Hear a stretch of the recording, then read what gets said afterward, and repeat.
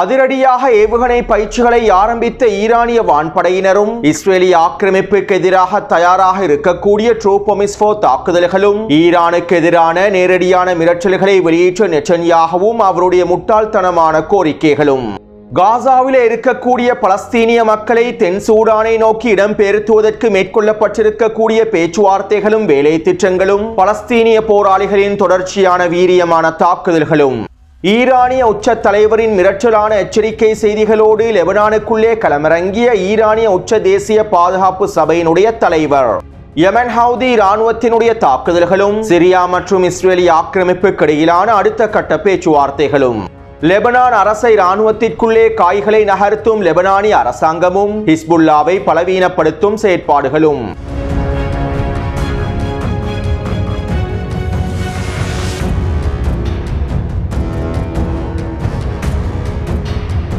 இஸ்ரேலிய ஆக்கிரமிப்பின் i24 ஊடகத்திடம் Netanyahu வழங்கிய நேர்காணலில் கிரேட் இஸ்ரேல் திட்டம் தொடர்பாக நெட்டன்யாகுவிடம் சில கேள்விகள் எழுப்பப்பட்டிருந்தன.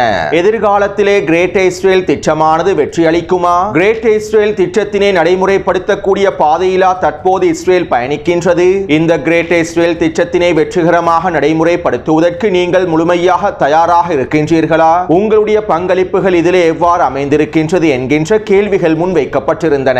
இந்த கேள்விகளுக்கு நெட்டன்யாகு இவ்வாறு பதிலளித்தார். நான் ஒரு வரலாற்று ஆன்மீக பணியில் இருப்பதாகவே உணர்கின்றேன். நான் கிரேட் இஸ்ரேல் பார்வையோடு மிகவும் நெருக்கமாக இணைந்துள்ளேன். கிரேட் இஸ்ரேல் விரிவாக்கம் என்பது வரலாற்று ரீதியாகவும் ஆன்மீக ரீதியாகவும் மிக முக்கியத்துவம் வாய்ந்ததாகும். மேலும் நைல் நதி தொடக்கம் யூப்ரட்டிஸ் நதி வரையிலான இஸ்ரேலிய அரசினுடைய விரிவாக்கத்திற்கு நான் மிகவும் உறுதியாகவே இருக்கின்றேன் என குறித்த நேர்காணலிலே நெட்டன்யாகு பதிலளித்திருந்தார். இவ்வளவு நாளாக கிரேட் இஸ்ரேல் திட்டம் தொடர்பாக நெட்டன்யாகு வெளிப்படையான பதில்களை வழங்கி இருக்கவில்லை. இஸ்ரேலிய ஆக்கிரமிப்பின் வலதுசாரி அமைச்சர்களான ஸ்மோட்ரிச்சும் பென்குவிருமே இஸ்ரேலிய ஆக்கிரமிப்பு ஊடகங்களிடம் கிரேட் இஸ்ரேல் திட்டம் தொடர்பான வெளிப்படையான கருத்துக்களை முன்வைத்திருந்தார்கள். தற்போது நெட்டன்யாகுவும் கிரேட் இஸ்ரேல் திட்டம் தொடர்பான கருத்துக்களை வெளிப்படையாக தெரிவிப்பதற்கு ஆரம்பித்துள்ளார். கிரேட் இஸ்ரேல் திட்டத்தினை நோக்கிய இஸ்ரேலிய ஆக்கிரமிப்பினுடைய அனைத்து நகர்வுகளும் நகர்ந்து கொண்டிருக்கின்றது என்பது அனைவருக்கும் தெரிந்த விடயமாகும். மேலும் தற்போது நெட்டன்யாகு இதனை வெளிப்படையாக அறிவித்திருப்பது கிரேட் இஸ்ரேல் விரிவாக்கத்தின் அடுத்த கட்டத்தையும் உறுதிப்படுத்தியுள்ளது. அத்தோடு இந்த கிரேட் இஸ்ரேல் திட்டத்திலே அடிமை நாடுகளான எகிப்து, ஜோர்டான் மற்றும் சவுதி அரேபியாவும் காணப்படுகின்றன. அதே நேரம் நெட்டன்யாகுவின் இந்த கருத்துக்களுக்கு இந்த அடிமை நாடுகள் எந்தவிதமான மறுப்புகளையும் கண்டனங்களையும் வெளியிட்டிருக்கவில்லை. மேலும் ஆக்கிரமிப்பை சுற்றி இருக்கக்கூடிய அடிமை அரபு நாடுகள் இஸ்ரேலுடனான இயல்பாக்கத்தினை ஏற்படுத்துவதற்கு விரும்புவதும் இஸ்ரேலுடன் உறவுகளை வலுப்படுத்துவதற்கு விரும்புவதும் இந்த அடிமை அரபு நாடுகள் கிரேட் இஸ்ரேல் திட்டத்தினுடைய ஒரு அங்கமாகவும் பகுதியாகவுமே இருக்கின்றார்கள் என்பதனையும் உறுதிப்படுத்துகின்றது. அடுத்து கடந்த வாரம் தென் சூடானினுடைய வெளியுறவுத்துறை அமைச்சரும் மிக முக்கியமான பிரதிநிதிகளும் இஸ்ரேலிய ஆக்கிரமிப்புக்கு விஜயம் செய்து இஸ்ரேலிய ஆக்கிரமிப்பு தலைமைகளோடும் இஸ்ரேலிய ஆக்கிரமிப்பின் பாதுகாப்பு அமைச்சரோடும் விசேட கலந்துரையாடல்களை மேற்கொண்டிருந்தார்கள். இதன்போது இஸ்ரேலிய ஆக்கிரமிப்புக்கும் தென் சூடானுக்கும் இடையில் வர்த்தக தொடர்புகளை வலுப்படுத்துவது தொடர்பாகவும் தென் சூடானில் இஸ்ரேலிய ஆக்கிரமிப்பினுடைய முதலீடுகளை அதிகரிப்பது தொடர்பாகவும் பேச்சுவார்த்தைகள் மேற்கொள்ளப்பட்டிருந்தன. அது மட்டுமல்லாமல் காசாவில் இருக்கக்கூடிய பலஸ்தீனிய மக்களின் ஒரு பகுதியினரை தென் சூடான் இடம்பெயர்த்துவதற்கான பேச்சுவார்த்தைகளும் மேற்கொள்ளப்பட்டுள்ளன. காசாவில் இருக்கக்கூடிய பலஸ்தீனிய மக்களில் ஒரு தொகையினரை தென் சூடான் நாடானது பெற்றுக்கொள்ளுமாக இருந்தால் அதற்கீடாக தென் சூடானினுடைய பொருளாதாரத்தை வலுப்படுத்துவதற்கு எல்லாவிதமான பொருளாதார உதவிகளையும் இஸ்ரேலிய ஆக்கிரமிப்பு வழங்குவதாக தெரிவித்திருப்பதாகவும் இஸ்ரேலிய ஆக்கிரமிப்பு ஊடகங்கள் சுட்டிக்காட்டியுள்ளன. அத்தோடு கடந்த வாரம் நடைபெற்ற இந்த பேச்சுவார்த்தைகளின் அடுத்த கட்டமாக இன்றைய தினம் இஸ்ரேலிய ஆக்கிரமிப்பின் துணை வெளியுறவுத்துறை அமைச்சர் தென் சூடானுக்கு விஜயம் செய்துள்ளார். தென் சூடானினுடைய ஜனாதிபதியையும் பாதுகாப்பு அமைச்சரையும் இன்னும் முக்கியமான பிரதிநிதிகளையும் சந்தித்து விசேட கலந்துரையாடல்களையும் மேற்கொண்டுள்ளார். காசாவிலே நாங்கள் பலஸ்தீனிய மக்களை வலுக்கட்டாயமாக வெளியேற்றுவதற்கு விரும்பவில்லை. அதிகளவான பலஸ்தீனிய மக்கள் தன்னார்வமாக முன்வந்து காசாவை விட்டு வெளியேறுவதற்கு தயாராக இருக்கின்றார்கள். இவ்வாறு தன்னார்வமாக முன்வந்திருக்கக்கூடிய பலஸ்தீனிய மக்களை தென் சூடான் பெற்றுக்கொள்ள வேண்டும். இதற்கீடாக நாங்கள் தென் சூடானினுடைய பொருளாதாரத்தை வலுப்படுத்துவதற்கான அனைத்து உதவிகளையும் வழங்குவோம் என இஸ்ரேலிய ஆக்கிரமிப்பு தலைமைகள் தென் சூடான் தலைமைகள் தெரிவித்திருப்பதாகவும் இதற்கு தென் சூடானினுடைய தலைமைகள் முழுமையான சம்மதத்தினை வழங்கி இருப்பதாகவும் இதனால் தான் அடுத்த கட்ட பேச்சுவார்த்தைகளை மேற்கொள்வதற்காக இஸ்ரேலிய ஆக்கிரமிப்பின் துணை வெளியுறவுத்துறை அமைச்சர் இன்றைய தினம் தென் சூடானுக்கு விஜயம் செய்திருப்பதாகவும் இஸ்ரேலிய ஆக்கிரமிப்பின் வல்லா ஊடகம் செய்திகளை வெளியிட்டுள்ளது. அத்தோடு தென் சூடான் நாடானது ஒரு இஸ்லாமிய நாடு அல்ல. தென் சூடானில் முஸ்லிம்கள் சிறுபான்மையினராகவே வாழ்கின்றார்கள். மேலும் தென் சூடானினுடைய தலைமைகள் இஸ்ரேலிய ஆக்கிரமிப்போடு நெருங்கிய தொடர்புகளையும் வைத்துள்ளார்கள். இதனால் தென் சூடான் பலஸ்தீனிய மக்களில் அதிகமானோரை பெற்றுக் கொள்வதற்கு முழுமையான ஆதரவை வெளிப்படுத்தும் என்றும் பலஸ்தீனிய ஆய்வாளர்களும் எச்சரிக்கைகளை வெளியிட்டுள்ளார்கள். அத்தோடு காசாவிலிருந்து வெளியேறுவதற்கு தன்னார்வமாக முன்வந்திருக்கக்கூடிய ஆயிரக்கணக்கான லட்சக்கணக்கான பலஸ்தீனிய மக்களை வெளியேற்றுவதற்கு நாங்கள் அனைத்து விதமான வேலை திட்டங்களையும் முன்னெடுத்து வருகின்றோம் என i24 ஊடகத்திற்கு வழங்கிய நேர்காணலில் நெட்டன்யாஹூ தெரிவித்திருந்தார்.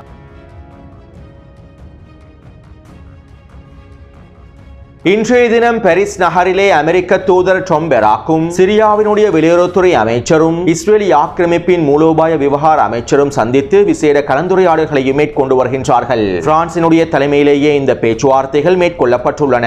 சிரியாவுக்கும் இஸ்ரேலிய ஆக்கிரமிப்புக்கும் இடையிலான உறவுகளை வலுப்படுத்துவது தொடர்பாகவும் இயல்பாக்கத்தினை ஏற்படுத்துவது தொடர்பாகவும் சிரியாவுக்கும் இஸ்ரேலிய ஆக்கிரமிப்புக்கும் இடையிலான வர்த்தக பொருளாதார தொடர்புகளை வலுப்படுத்துவது தொடர்பாகவும் தெற்கு சிரியாவிலே இஸ்ரேலிய ஆக்கிரமிப்பின் ஆதிக்கத்தினை தொடர்ச்சி நிலைநிறுத்துவது தொடர்பாகவும் இந்த பேச்சுவார்த்தைகளில் விவாதிக்கப்பட்டிருப்பதாகவும் தெரிவிக்கப்படுகின்றது. மேலும் பாரிஸ் நகரிலே நடைபெற்றிருக்கக்கூடிய இந்த பேச்சுவார்த்தையின் மூலமாக சிரியாவுக்கும் இஸ்ரேலிய ஆக்கிரமிப்புக்கும் இடையில் ஒரு வலுவான சிறந்த ஒப்பந்தம் ஒன்றை கைச்சாத்திட முடியும் என அமெரிக்க தூதர் டாம் பெராக் நம்பிக்கைகளையும் வெளியிட்டுள்ளார். அடுத்து நேற்று மாலை இஸ்ரேலிய ஆக்கிரமிப்பு தெற்கு லெபனான் பிரதேசத்திலே 5 வான்வழி தாக்குதல்களை மேற்கொண்டிருந்தது. பேக்கா பிரதேசத்தில் ஒரு வான்வழி தாக்குதலையும் ட்ரோன் தாக்குதல் ஒன்றையும் மேற்கொண்டிருந்தது. இந்த தாக்குதல்களில் 4 பேர் படுகொலை செய்யப்பட்டிருப்பதாக தெரிவிக்கப்படுகின்றது. அத்தோடு ஹிஸ்புல்லா இராணுவத்தின் மிக முக்கியமான பாராளுமன்ற உறுப்பினரான முகமது ராத் அவர்களுடைய சகோதரர் பிரிகேடியர் ஜெனரல் மஹர் ராத் அவர்கள் லெபனானிய அரச இராணுவத்தில் மிக முக்கியமான பதவியில் இருக்கின்றார். பெய்ரூட்டின் தெற்கு புறநகர் பிரதேசத்தினுடைய புலனாய்வுத்துறை தளபதியாகவே இவர் செயற்படுகின்றார். லெபனான் அரச இராணுவத்திலே இவர் மிக முக்கியமான தளபதியாகவும் இருக்கின்றார். மேலும் இவர் ஹிஸ்புல்லா இராணுவத்திற்கு முழுமையான ஆதரவை வழங்கக்கூடிய தளபதியாகவுமே இருக்கின்றார். இப்படியான நிலைமையில் தற்போது லெபனானிய அரசாங்கம் பிரிகேடியர் ஜெனரல் மஹர் ராத் அவர்களை பதவியில் இருந்து நீக்கியுள்ளது. மேலும் இவருக்கு மாற்றீடாக பெய்ரூட் புறநகர் பிரதேசத்தினுடைய புலனாய்வுத்துறை தளபதியாக கர்னல் சமீர் ஹமீதே நியமிக்கப்பட்டுள்ளார். இவர் ஏற்கனவே ஹிஸ்புல்லா இராணுவத்திற்கு எதிராக செயற்படக்கூடிய மிக முக்கியமான தளபதியாகவும் இருக்கின்றார். ஹிஸ்புல்லாவுக்கு எதிரான கடுமையான விமர்சனங்களையும் இவர் கடந்த காலங்களில் முன்வைத்துள்ளார். எனவே தற்போது லெபனானிய அரசாங்கம் இவரைத்தான் பெய்ரூட்டினுடைய தெற்கு புறநகர் பிரதேசத்திற்கு பொறுப்பான புலனாய்வுத்துறை அதிகாரியாக தளபதியாக தெரிவு செய்துள்ளது. அத்தோடு இங்கிருக்கக்கூடிய இன்னும் ஒரு மிக முக்கியமான விடயம் என்னவென்றால் பெய்ரூட்டின் தெற்கு புறநகர் பிரதேசமான தஹியே பிரதேசமானது ஹிஸ்புல்லாவினுடைய மிகப்பெரிய கோட்டையாகும். இதனாலேயே 2017ஆம் ஆண்டு ஹிஸ்புல்லா இராணுவத்திற்கு ஆதரவான பிரிகேடியர் ஜெனரல் மஹர் ராத் அவர்கள் தஹியே பிரதேசத்தின் புலனாய்வுத்துறை அதிகாரியாகவும் செயற்பட்டு வந்தார். இருப்பினும் தற்போது ஹிஸ்புல்லா இராணுவத்தினை நிராயுதபாணியாக்குவதற்கான முடிவுகளை லெபனான் அரசாங்கம் எடுத்திருப்பதனால் ஹிஸ்புல்லாவுக்கு உச்ச அழுத்தங்களை வழங்க வேண்டும் என்கின்ற நோக்கத்தோடும் பிரிகேடியர் ஜெனரல் மஹர் ராத் அவர்களை பதவியிலிருந்து நீக்கி ஹிஸ்புல்லாவுக்கு எதிரான தளபதியை பதவியில் அமர்த்தியுள்ளார்கள். அது மட்டுமல்லாமல் இனி வரக்கூடிய நாட்களில் லெபனான் அரசாங்கம் லெபனான் அரச இராணுவத்திற்குள்ளே ஹிஸ்புல்லாவுக்கு ஆதரவாக இருக்கக்கூடிய தளபதிகளையும் அதிகாரிகளையும் மிக முக்கியமான வீரர்களையும் பதவியிலிருந்து நீக்குவதற்கு தயாராகி வருவதாகவும் இதற்கான வேலை திட்டங்களை அமெரிக்கா மற்றும் அடிமை சவுதி அரேபியாவின் உதவியோடு மேற்கொண்டு வருவதாகவும் லெபனானிய ஊடகங்கள் தெரிவித்துள்ளன. அடுத்து இன்றைய தினம் ஈரானிய உச்ச தேசிய பாதுகாப்பு சபையினுடைய தலைவர் அலி அர்ஜானி அவர்கள் லெபனானிலே களமிறங்கியுள்ளார். ஈராக்கிலே மிக முக்கியமான ஒப்பந்தங்களை கைச்சாத்திட்டதற்கு பின்பு அலி அர்ஜானி அவர்கள் தற்போது லெபனானிலே களமிறங்கியுள்ளார். மேலும் இவரை வரவேற்பதற்காக பெய்ரூட் விமான நிலையத்திற்கு முன்னால் நூற்றுக்கணக்கான ஹிஸ்புல்லாவினுடைய ஆதரவாளர்கள் களமிறங்கி இருந்தார்கள் என்பதும் குறிப்பிடத்தக்க விடயமாகும். லெபனானினுடைய சபாநாயகருடைய அழைப்பின் பேரிலேயே இவர் லெபனானுக்குள் களமிறங்கி இருப்பதாகவும் தெரிவிக்கப்படுகின்றது. அத்தோடு அலி அர்ஜானி அவர்கள் லெபனானுக்குள்ளே களமிறங்கி இருப்பதனை அதிகளவான லெபனானிய தலைமைகள் விமர்சித்திருந்தார்கள். மேலும் இதற்கு லெபனானினுடைய பாராளுமன்ற சபாநாயகர் நஹபி பெர்ரி அவர்கள் இவ்வாறு பதில் வழங்கியிருந்தார். ஹிஸ்புல்லா லெபனானினுடைய மிக முக்கியமான அங்கமாகவே இருக்கின்றது. லெபனானில் இருக்கக்கூடிய மிகப்பெரிய கட்சியாகவும் ஹிஸ்புல்லா காணப்படுகின்றது. மேலும் ஈரானினுடைய தலையீடு லெபனானினுடைய இறையாண்மைக்கு அச்சுறுத்தலாக இருப்பதாக சிலர் கூறுகின்றார்கள். அவ்வாறு கூறுபவர்கள் லெபனானுக்குள்ளே அமெரிக்காவினுடைய இஸ்ரேலிய ஆக்கிரமிப்புடைய தலையீடுகளை அவதானிக்கவில்லையா? லெபனானுக்குள்ளே அமெரிக்காவும் இஸ்ரேலிய ஆக்கிரமிப்பும் தலையிடுவதே லெபனானுடைய இறையாண்மைக்கு மிகப்பெரிய அச்சுறுத்தலாக இருக்கின்றது என்பதனை யாராலும் மறுக்க முடியாது. மேலும் லெபனானிலே ஹிஸ்புல்லா இராணுவத்திற்கு அனைத்து விதமான உரிமைகளும் இருக்கின்றது என்றும் லெபனானிய பாராளுமன்ற சபாநாயகர் நஹபி பெர்ரி அவர்கள் தெரிவித்துள்ளார். அத்தோடு இன்று மாலை அலி அர்ஜானி அவர்கள் லெபனான் ஜனாதிபதி ஜோசப் பவுனை சந்தித்து விசேட கலந்துரையாடல்களை மேற்கொண்டிருந்தார். இதைத் தொடர்ந்து இன்றிரவு லெபனானுடைய பிரதமர் நவாப் சலாமையும் சந்தித்து விசேட கலந்துரையாடல்களை மேற்கொள்ளப் போகின்றார். மேலும் ஈரானிய உச்ச தேசிய பாதுகாப்பு சபையினுடைய தலைவர் அலி அர்ஜானி அவர்கள் ஈரானிய உச்ச தலைவர் அலி கமேனி அவர்களுடைய விசேட எச்சரிக்கை செய்திகளையும் மிரட்டல்களையும் லெபனானிய தலைமைகளுக்கு வழங்கி இருப்பதாகவும் அல் அக்பர் ஊடகமானது செய்திகளை வெளியிட்டுள்ளது. லெபனானிலே ஹிஸ்புல்லா இராணுவத்தை நிராயுதபாணியாக்குவதற்கு ஈரான் ஒருபொழுதும் அனுமதிக்கப் போவதில்லை. இவற்றை பார்த்துக் கொண்டு ஈரான் சும்மா இருக்கவும் போவதில்லை என ஈரானிய உச்ச தலைவருடைய மிரட்டலான எச்சரிக்கைகளையே அலி அர்ஜானி அவர்கள் லெபனானுடைய தலைமைகளுக்கு வழங்கி இருப்பதாகவும் குறித்த ஊடகம் சுட்டிக்காட்டியுள்ளது. அடுத்து நேற்றிரவு யமன் ஹவுதி இராணுவத்தினர் இஸ்ரேலிய ஆக்கிரமிப்பின் ஹைஃபா துறைமுகத்தை இலக்கு வைத்தும் நெகோவ் பிரதேசத்தில் இருக்கக்கூடிய இராணுவ தளமொன்றினை இலக்கு வைத்தும் ஈலாட் துறைமுகத்தை இலக்கு வைத்தும் 6 ட்ரோன் தாக்குதல்களை மேற்கொண்டிருந்தது. இந்த ட்ரோன் தாக்குதல்களில் 4 ட்ரோன்களை ஜோர்டானிய வான் பாதுகாப்பு படையினர் சுட்டு வீழ்த்தி இருப்பதாகவும் ஏனைய ட்ரோன்களை இஸ்ரேலிய ஆக்கிரமிப்பு சுட்டு வீழ்த்தி இருப்பதாகவும் தெரிவிக்கப்படுகின்றது.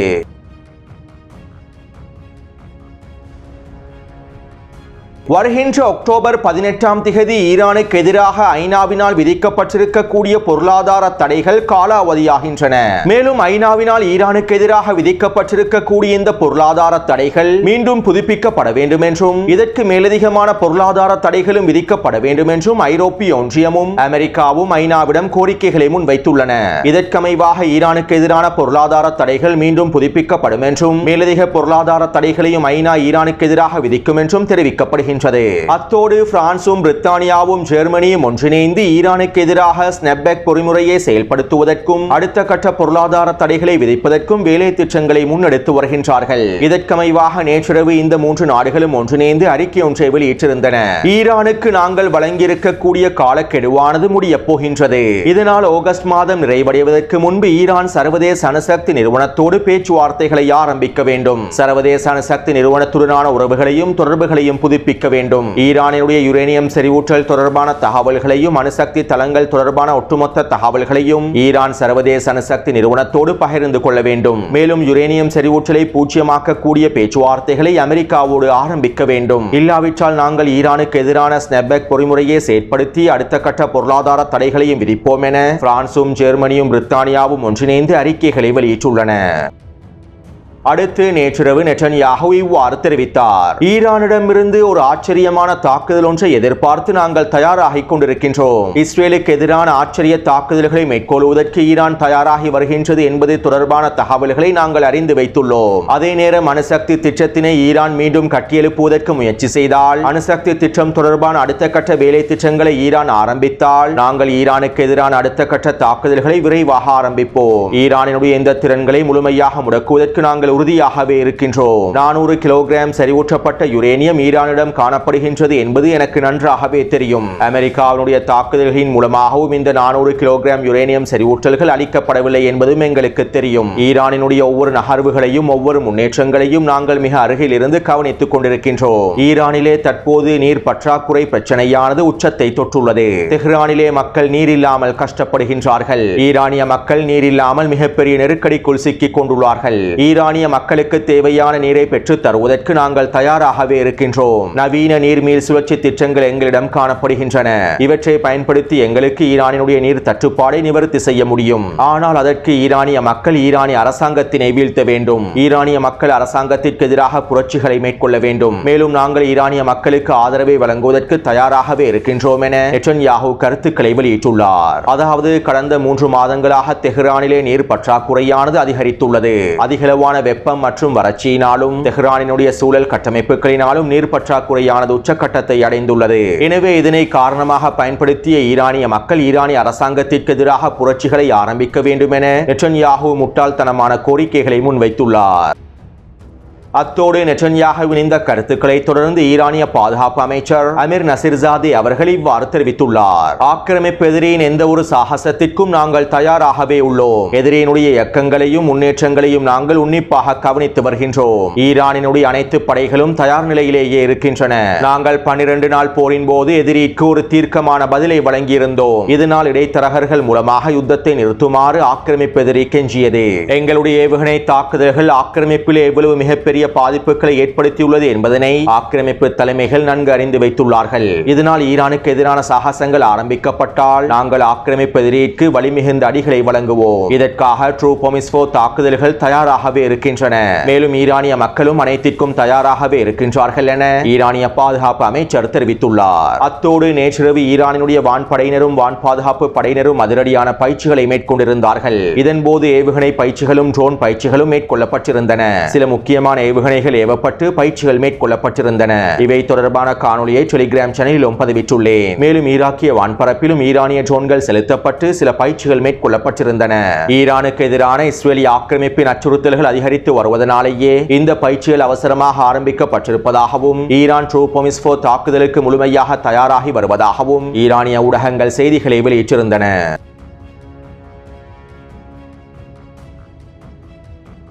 வடக்கு காசாவின் ஜெய்தூன் மற்றும் சுஜையா பிரதேசங்களிலும் மேற்கு பிரதேசமான அல்ஷிஃபா மருத்துவமனை வளாக பிரதேசங்களிலும் இஸ்ரேலிய ஆக்கிரமிப்பு உச்ச வான்வழி தாக்குதல்களை மேற்கொண்டு வருகின்றது. கடந்த 24 மணித்தியாலங்களுக்குள்ளே இஸ்ரேலிய ஆக்கிரமிப்பு மேற்கொண்டிருக்கக்கூடிய வான்வழி தாக்குதல்களினால் 73 பலஸ்தீனிய மக்கள் இனப்படுகொலை செய்யப்பட்டுள்ளார்கள். அத்தோடு வடக்கு காசாவின் காசா சிட்டி பிரதேசத்தினை கைப்பற்றுவதற்கான ஒஃபென்சிவ் தாக்குதல் திட்டத்திற்கு இஸ்ரேலிய ஆக்கிரமிப்பினுடைய இராணுவ தலைமை அதிகாரி எல் ஜமீர் ஒப்புதல் வழங்கியுள்ளார். இதற்கமைவாக நெட்சரி மற்றும் ஜெய்தூன் பிரதேசங்கள் நுழைவாயிலில் அதிகளவான படைகள் குவிக்கப்பட்டிருப்பதாகவும் குறித்த பிரதேசத்தினூடாக தாக்குதல்களை மேற்கொள்வதற்கு தயாராகி வருவதாகவும் பயிற்சிகள் மேற்கொள்ளப்பட்டு வருவதாகவும் தெரிவிக்கப்படுகின்றது. அதே நேரம் காசா சிட்டி பிரதேசத்திலே 7 தொடக்கம் 9 லட்சம் வரையிலான பலஸ்தீனிய மக்கள் இருப்பதாக நான் முன்னே காணொலிகளில் குறிப்பிட்டிருந்தேன். மேலும் இஸ்ரேலிய ஆக்கிரமிப்பின் ஹாரட்ஸ் ஊடகமானது இவை தொடர்பாக இவ்வாறு தெரிவித்துள்ளது. காசா சிட்டி பிரதேசத்திலே தற்போது 12 லட்சம் பலஸ்தீனிய மக்கள் இருப்பதாக இஸ்ரேலிய இராணுவம் மதிப்பிட்டுள்ளது. இந்த 12 லட்சம் பலஸ்தீனிய மக்களையும் 10 நாட்களுக்குள் வெளியேற்ற முடியும் என்றும் இஸ்ரேலிய இராணுவம் மதிப்பிட்டுள்ளது.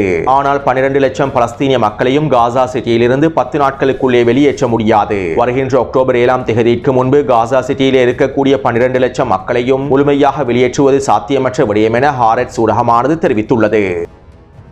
அடுத்து பலஸ்தீனிய போராளிகள் தொடர்ச்சியான வீரியமான தாக்குதல்களை மேற்கொண்டு வருகின்றார்கள். இதற்கமைவாக அல் குதுஸ் படையினர் கான்யூனிஸினுடைய கிழக்கு பிரதேசத்திலே தாக்கி வெடிகுண்டை பயன்படுத்தி 2 ட்ரூப்ஸ் கேரியர் வாகனங்களை வெடிக்கச் செய்துள்ளார்கள். அதேபோன்று அல் அக்ஸா படையினர் கான்யூனிஸின் வடக்கு பிரதேசத்திலே சக்தி வாய்ந்த கண்ணிவெடிகள் மூலமாக 8 சிப்பாய்களை கொத்தாக தட்டி தூக்கியுள்ளார்கள். அத்தோடு வடக்கு காசாவின் காசா சிட்டி பிரதேசத்திலும் தூஃபா கிழக்கு பிரதேசத்திலும் அல் கஸாம் படையினர் ஜூலை மாதத்திலே மேற்கொண்டிருக்கக்கூடிய சில தாக்குதல் தொடர்பான தகவல்களை வெளியிட்டிருந்தார்கள். இதற்கமைவாக குறித்த பிரதேச ஸ்னைப்பர் தாக்குதல்கள் மூலமாக 5 சிப்பாய்களையும் 3 புல்டோசர் வண்டிகளையும் 4 ட்ரூப்ஸ் கேரியர் வாகனங்களையும் 3 மெர்காவா போர்த்தாங்கி வாகனங்களையும் 6க்கும் அதிகமாக வீடுகளில் பதுங்கியிருக்கக்கூடிய சிப்பாய்களையும் கொத்தாக அளித்துள்ளார்கள். எனவே கடந்த 24 மணித்தியாலங்களுக்குள் கிடைக்கப்பட்டிருக்கக்கூடிய தகவல்களுக்கு அமைவாக காசாவின் களத்தில் 6 ட்ரூப்ஸ் கேரியர் வாகனங்களும் 3 புல்டோசர் வண்டிகளும் 3 மெர்காவா போர்த்தாங்கி வாகனங்களும் 50க்கும் அதிகமான சிப்பாய்களும் அளிக்கப்பட்டுள்ளன. அத்தோடு இந்த காணொலி தொடர்பான கருத்துக்களை பதிவிடுங்கள். தொடர்ந்தும் என்னுடன் இணைந்திருங்கள். நன்றி, வணக்கம்.